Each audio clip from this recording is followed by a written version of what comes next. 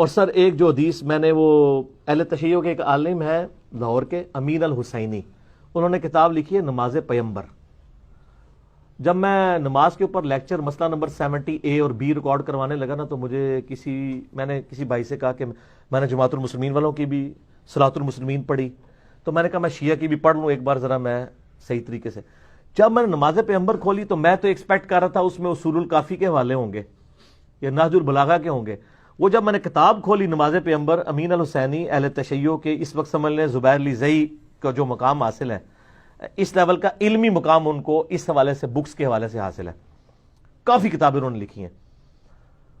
تو وہ پوری کی پوری کتاب میں ریفرنسز بخاری شریف، مسلم شریف، ابو داؤد شریف، ترمذی شریف، ابن ماجہ شریف. کتاب کس کی؟ اہل تشیع کی. میں بڑا حیران ہوا. وہ میں جب حدیث پڑھی نا تو ادھر سے مجھے ایک ٹروتھ ریویل ہوا. میں ان کا نام اس لیے لے رہا ہوں کہ میں علمی خیانت نہیں کرتا، میں کسی کی اچیومنٹ کو اپنی اچیومنٹ بنا کے قتل نہیں پیش کرتا، یہ جرم ہے بہت بڑا. ان کی کتاب میں نے جب پڑھی نا تو اس میں انہوں نے ایک ٹروتھ ریویل کیا. اہل حدیث کے بچے کو ابو حمید سعدی والی جو روایت ہے 10 صحابہ کی موجودگی میں جو انہوں نے نماز کا طریقہ سکھایا تھا، یاد ہے نا؟ جو ابو داؤد کے اندر بھی ہے، ترمذی میں بھی ہے، امام ترمذی نے اسے حسن صحیح کہا ہے. یہ روایت جو ہے وہ آپ کو ابن ماجہ میں بھی ملے گی، سنن دارمی میں بھی ملے گی، مسند احمد میں بھی ملے گی. اس کے بعد یہ آپ کو روایت مشکات المصابیح میں ملے گی. لیکن جو ابو داؤد والا طریق ہے نا، چونکہ میں نے اکثر بیان کیا، اس کا مجھے نمبر بھی زبانی یاد ہے، سنن ابی داؤد میں 730 انٹرنیشنل نمبر کے مطابق. اس طریق کے اندر کیا آتا ہے کہ 10 صحابہ کی موجودگی میں ابو حمید سعدی کہتے ہیں، اور 11ویں وہ خود، 11ویں نہیں سرکار نہیں، 11 سرکاراں. عبداللہ ابن زبیر سے تو میں نے ثابت کیا نا، 11 اور سے ثابت کرنے لگوں. ٹوٹل کتنے ہو گئے؟ 12ویں کی بھی نسبت ماشاءاللہ نبی الاسلام کے پیدائش 12 ربیع الاول شریف. تو یہ 12 سرکاروں سے، 12 صحابہ سے ثابت کر رہا ہوں اللہ کے فضل سے.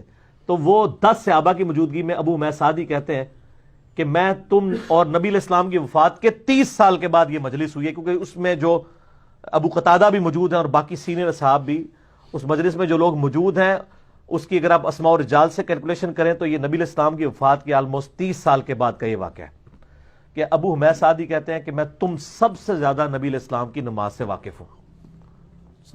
اللہ اکبر، بڑا دعویٰ ہے.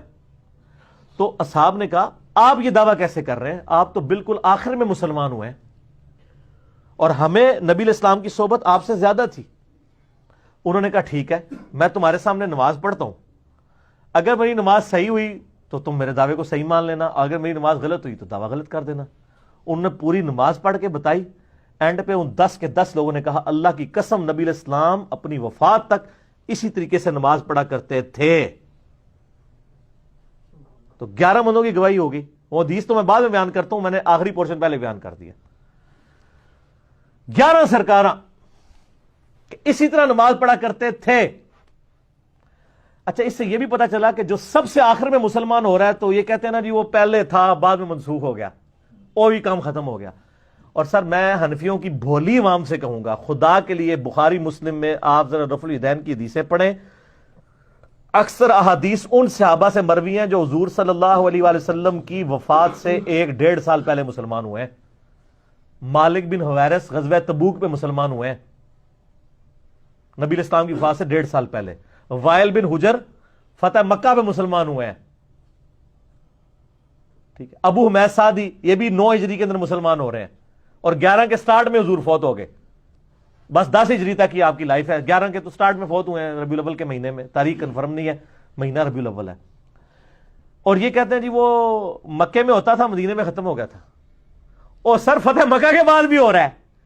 اور وائل بن حجر تو وہ ہیں جنہوں نے اسپیشل نبی الاسلام کی نماز دیکھی. آپ مسئلہ 70A اور B دیکھ لیں، میں پھر اور طرف چل پڑوں گا. ایک ٹاپک کو ایک ہی نشست میں کنکلوڈ کرنا ہے. تو مزے کی بات دیکھیں کہ وہ 10 اصحاب کی موجودگی میں ابو حمید سعدی کہتے ہیں لو جی پھر نماز شروع ہونے لگی. تسی بھی ذرا اپنی نماز چیک کر لو. وہ کہتے ہیں کہ نبی علیہ السلام جب بھی نماز کا ارادہ کرتے، الفاظ پہ ذرا غور کرنا ہے، تو آپ علیہ السلام قبلہ رخ کھڑے ہو کر اللہ اکبر کہتے،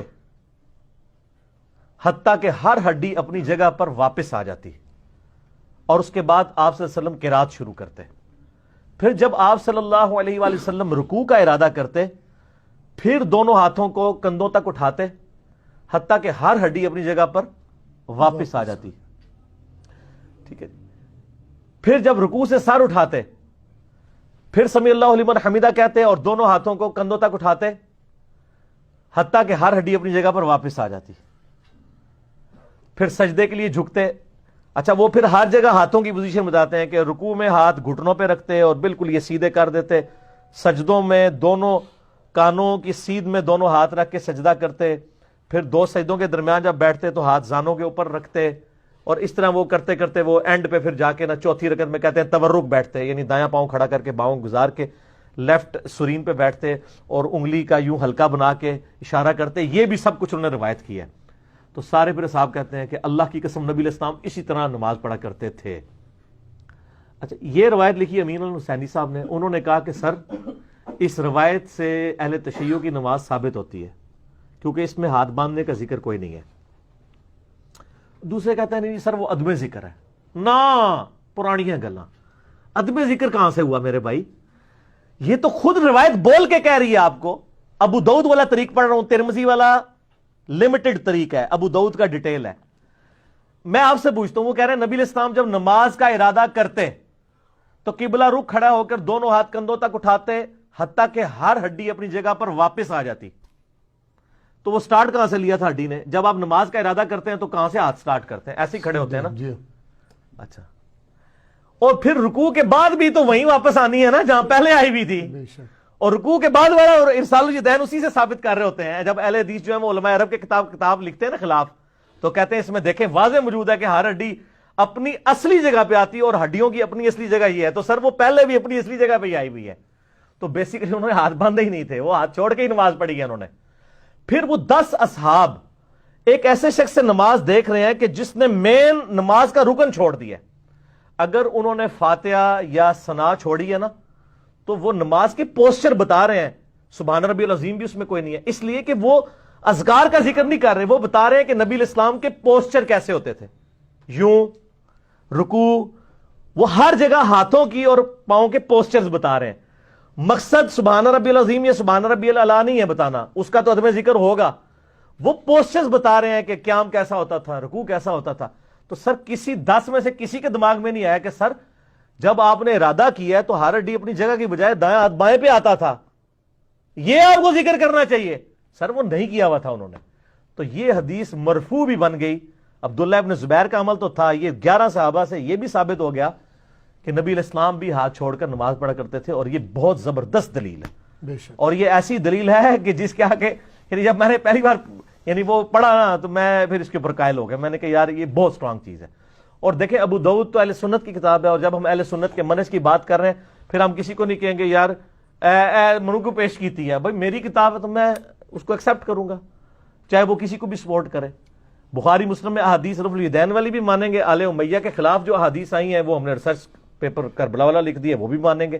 ہم 2 نمبری تو نہیں کریں گے کہ میٹھا میٹھا ہپ ہپ تھے, کوڑا کوڑا تھو تھو. اچھا یہ ابو حمید سعدی کی حدیث کا ایک حصہ نا بخاری شریف میں بھی ہے, پتہ ہے آپ کو, 10 صحابہ والی, اس کے ساتھ بھی انجینئرنگ کی ہے. حنفیوں نے یہ انجینئرنگ کی کہ اس میں نہ صرف پہلے رفع الیدین کا ذکر ہے,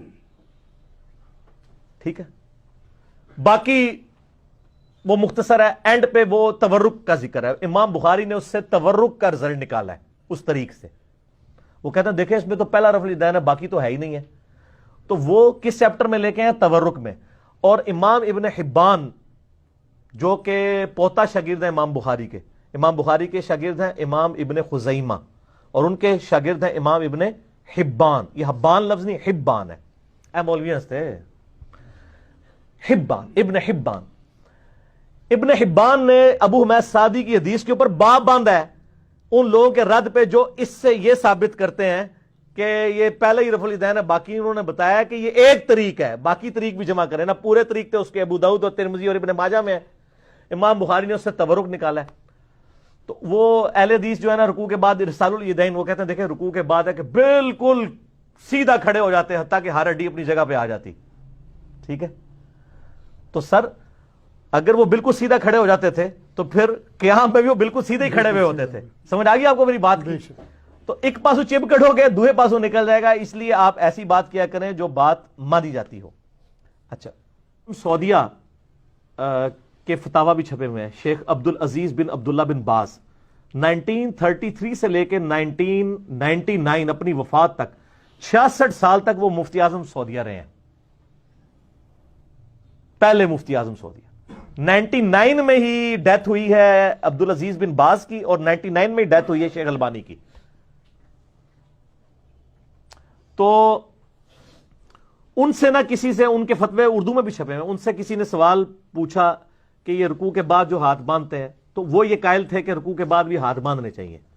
تو اس کے اوپر انہوں نے بحث کی کہ جی وہ رکوع کے بعد ہاتھ چھوڑنے کی کوئی دلیل موجود نہیں ہے، قیام میں بھی ہاتھ باندھیں پھر اور بعد میں بھی آپ باندھیں، قومے کے اندر بھی کرتے کرتے نا اینڈ پہ وہ جا کے لکھتے ہیں کہ لیکن یہ یاد رکھیں کہ نماز میں ہاتھ باندھنا یہ نماز کے ارکان میں سے نہیں ہے، اگر کوئی ہاتھ چھوڑ کے نماز پڑھتا ہے تو اس کی نماز بھی بالکل درست ہے، لہٰذا اس پہ جھگڑا نہ کھڑا کیا جائے۔ تو سر میں اہل حدیثوں سے بھی ریکویسٹ کروں گا کہ سپوز اگر آپ اس کو جو ہے وہ ہم سے کوئی دشمنی کرنا بھی چاہتے ہیں تو آپ کے مفتی اعظم نے بھی مانا ہوا ہے کہ یہ بنیادی ارکان میں سے نہیں ہے، اگر کوئی ہاتھ چھوڑ کے پڑھتا ہے اس کو پڑھنے دیں۔ اگرچہ ہم آپ کے مفتی اعظم کے سامنے بھی یہ دلائل رکھتے تو وہ بھی انشاءاللہ مان جاتے ہیں، آپ کو تو مان لینا چاہیے کیونکہ آپ تو کہتے ہیں ہم کسی کے مقلد نہیں ہیں۔ لیکن میں نے ان کے گھر کا حوالہ اس لیے دیا کہ میرے ساتھ ایک حادثہ ہوا یہاں جیلم کی ایک اہل حدیث مسجد میں تو آپ کو پتا ہے کہ چلتی پھرتی 302 ہوں، تو اہل حدیث کی مسجد میں نے جو ہے نا وہ اس سنت پہ عمل کرنے کے لیے ہاتھ چھوڑ کے نماز پڑھی، تو وہ اس مسجد کے کچھ کرتے درتے میرے پیچھے پڑ گئے۔ تو میں نے ان کو کہا بھی عبداللہ ابن زبیر کی سنت ہے اور یہ سارے دلائل رکھے، وہ مانا ہی نہ۔ پھر میں نے کہا آپ کو پتا ہے کہ عبدالعزیز بن عبداللہ بن باز کا فتویٰ موجود ہے کہ ہاتھ چھوڑ کے جو نماز پڑھتا ہے اس کی نماز بالکل صحیح ہے، اگرچہ ہم اس سے سنت کے قریب نہیں مانتے لیکن نماز درست ہے، کیونکہ ہاتھ باندھنا نماز کے ارکان میں سے نہیں ہے، نماز کا رکن قیام ہے، قیام ہاتھ باندھ کے ہو تو ہم کہتے ہیں سنت ہے، اگر کوئی ہاتھ کھول کے کرتا ہے تو ہم اس کو جواز کی حد تک مانتے ہیں، کوئی حرج نہیں۔ کہتا ہے انہوں نے لکھا ہے، جیسے پھر ٹھیک ہے۔ تو سر پھر تقلید اور کیا ہوتی ہے؟ آپ بھی تو انجانے میں تقلید کر رہے ہیں نا، تو یہ اللہ کا شکر ہے کہ بن باز نے یہ بات لکھ دی، کم از کم ہم ان لوگوں کو دکھا تو سکتے ہیں۔ اس سے بھی آگے امام مالک رحمہ اللہ جن کی زندگی پوری مدینہ شریف گزری ہے، کئی تابعین کی انہوں نے صحبت کی ہے، ان کی جو فقہ کی بنیادی کتاب ہے المدونۃ الکبریٰ، جیسے حنفیوں کی ہے نا شرح معانی الاثار جسے طحاوی شریف بھی کہتے ہیں، امام طحاوی المتوفی 321 ہجری، اور اس کے بعد ہدایہ تو بہت بعد میں لکھی گئی ہے، طحاوی شریف بنیادی ان کی فقہ کی کتاب ہے۔ اس طرح مالکیوں کی بنیادی فقہ کی کتاب کون سی ہے؟ المدونۃ الکبریٰ، اس کے اوپر پوری فقہ مالکی بیس ہے، اس میں ڈائریکٹ امام مالک سے سوال پوچھے گئے انہوں نے جواب دیے ہیں، ٹھیک ہے۔ المدونۃ الکبریٰ میں امام مالک سے پوچھا گیا، سر یہ میری طرف متوجہ رہنا ہے، بڑی میٹھی میٹھی باتیں ہیں، ان سے پوچھا گیا کہ آپ نماز میں ہاتھ باندھنے کے بارے میں کیا کہتے ہیں؟ تو امام مالک نے فرمایا کہ نماز میں، فرض نماز میں ہاتھ باندھنے کی کوئی دلیل میرے علم میں نہیں ہے، نماز تو ہاتھ چھوڑ کے پڑھنی چاہیے۔ اچھا، البتہ نفلی نماز میں چونکہ قیام لمبا ہوتا ہے، لوگ قرآن بھی پڑھتے تھے، ایک ایک گھنٹے کی تراویح پڑھنی ہے، تو اگر آپ کے ہاتھ ارسال الیدین میں تھک جائیں تو ہاتھوں کو سکون پہنچانے کے لیے تھوڑی دیر کے لیے آپ ہاتھ باندھ سکتے ہیں، جواز۔ اور ان کا یہ اجازت میں صرف نفلی نماز کے لیے دے رہا ہوں، فرض نماز آپ سنت کے مطابق ہاتھ چھوڑ کے پڑھیں، یہ امام مالک کہہ رہے ہیں المدونۃ الکبریٰ میں، ٹھیک ہے۔ یہاں پہ بعض سلفی کہتے ہیں وہ دیکھیں جی وہ کتاب کنٹراورشل ہے، سر آپ کے کہنے سے کنٹراورشل نہیں بنے گی، فقہ مالکی تواتر کے ساتھ نقل ہوئی ہے، وہ اس کتاب کو بنیادی کتاب مانتے ہیں، صحیح، ٹھیک ہے نا۔ البتہ الموطا امام مالک جو امام مالک کی کتاب ہے اس میں انہوں نے وہ روایتیں لی ہیں، وہی روایت بخاری میں بھی آئی ہے، امام مالک سے ہی امام بخاری نے لی ہے، الموطا امام مالک میں موجود ہے کہ دایاں ہاتھ بائیں پہ رکھنا یہ سنت ہے۔ سال ابن سعد السعدی کہتے ہیں کہ اگلے زمانوں میں ہمیں حکم دیا جاتا تھا کہ ہم اپنا دایاں ہاتھ بائیں ہاتھ پر رکھیں، لیکن اہل تشیع اس روایت کی تعویل کرتے ہیں، یہ روایت بخاری میں بھی ہے، وہ کہتے ہیں اس میں انہوں نے یہ تو نہیں کہا کہ نبی علیہ السلام کے زمانے میں حکم دیا جاتا تھا، کیونکہ ابو حازم تابی کہتا ہے کہ میرا خیال ہے کہ وہ اسے مرفوع کرتے تھے، مجھے کنفرم نہیں ہے کہ یہ حکم نبی علیہ السلام کی طرف سے تھا یا کوئی اور دیتا تھا۔ اہل تشیع کہتے ہیں یہ آل امیہ حکم دیتی تھی کہ صرف ہاتھ باندھ کے ہی نماز پڑھو. سر وہ کہتے ہیں الفاظ فٹ ان ہے کہ اگلے زمانوں میں ہمیں حکمن یہ کام کروایا جاتا تھا. ہم کہتے ہیں کہ یہ حکم سے مراد نبی علیہ السلام کا حکم ہے. وہ کہتے ہیں راوی نے نبی علیہ السلام کا ذکر نہیں کیا.